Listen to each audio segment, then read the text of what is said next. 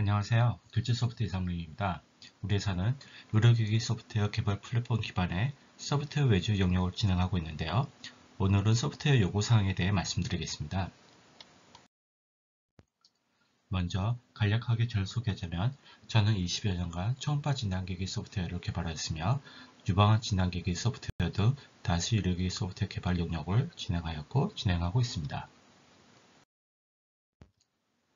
요구사항을 언제 어느 수준으로 얼만큼 개발할지에 대해서는 회사에서 채택한 소프트웨어 개발 프로세스에 따라 다를 수 있는데요.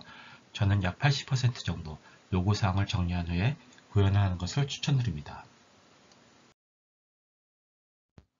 소프트웨어 요구사항은 사용자 필요를 해결하거나 목적을 만족시키기 위한 기능 또는 시스템이 보유해야 할 계약사항들과 규정들을 문서로 표현한 것입니다. 소프트웨어 요구사항에는 두 가지 관점이 있는데요.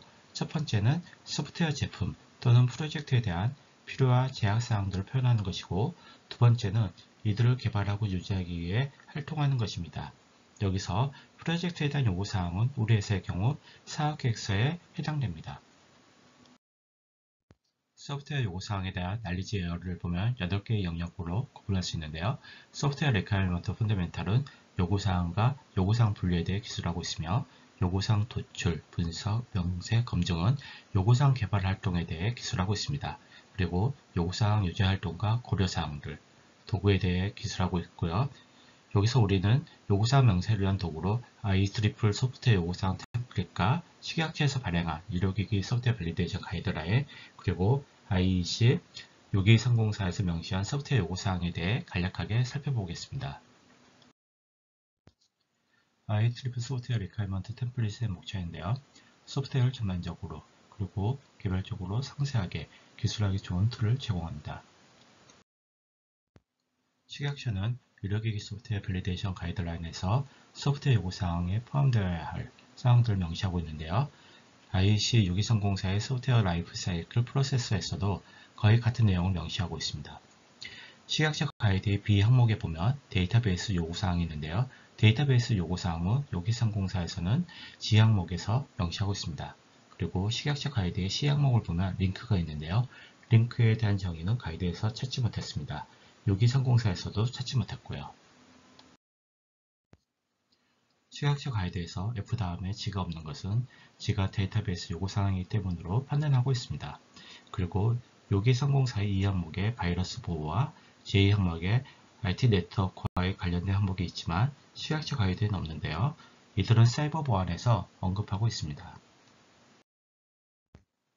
소프트웨어 요구사항 문서를 검토하면 종종 식약처 가이드라인을 따라 목차를 정하고 요구사항에 대해 간결하게 기술하고 있습니다.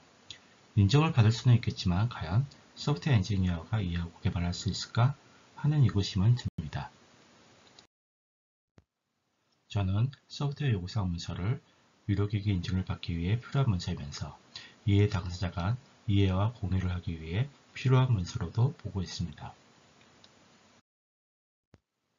그런데 이해 당사자가 이해와 공유는 어려운데요. 이유는 주요 인력인 프로덕트 매니저, 소프트웨어 엔지니어, UX UI 엔지니어 간에 사용하는 용어가 다르고 요구사항 문서를 보고 이해하는 수준이 다르며 조직 이기주의가 있기 때문입니다. 그럼 어떻게 이해 당사자 간 이해와 공유를 할 수 있을까요? 저는 먼저 프로덕트 매니저, UX UI 엔지니어가 연구소 소속이 되어야 한다고 봅니다. 그래야 조직 이기주의를 잠재울 수 있기 때문입니다.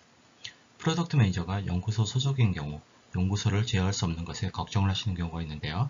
제 경험에 따르면 우리 모두는 자신의 일에 충실히 임합니다. 그리고 요구사항 개발 담당자가 지정이 되어야 합니다. 그래서 초기에 요구사항 개발을 담당하고 프로덕트 매니저, 소프트웨어 엔지니어, UX, UI 엔지니어와 함께 미팅을 하면서 요구사항을 완성해 가는 것입니다. 우리 회사 요구사항은 IEEE 요구사항 템플릿을 기반으로 작성했는데요. 5번에 이연관리가 포함이 되어 있고 8번에 펑셔널 리퀘어먼트는 컴포넌트별로 글과 그림을 포함해서 기술하는 것이 차이가 있습니다. 8번에 속하지 않는 것은 9번의 non-functional requirement에서 언급하고 있고요. 요구사항 문서는 워드를 사용하고 요구사항 시별은 RK로 시작하는 캡션을 사용합니다. 그리고 요구사항은 간결한 형식의 긍정문을 사용하며 셀로 끝나고 필요한 경우 글과 그림을 사용하여 부연 설명을 합니다. 이상으로 이러기 소프트 요구사항에 대해 알아봤는데요. 도움이 되셨기를 바랍니다. 추가 정보나 문의가 필요하신 분들은 댓글에 남겨주세요. 감사합니다.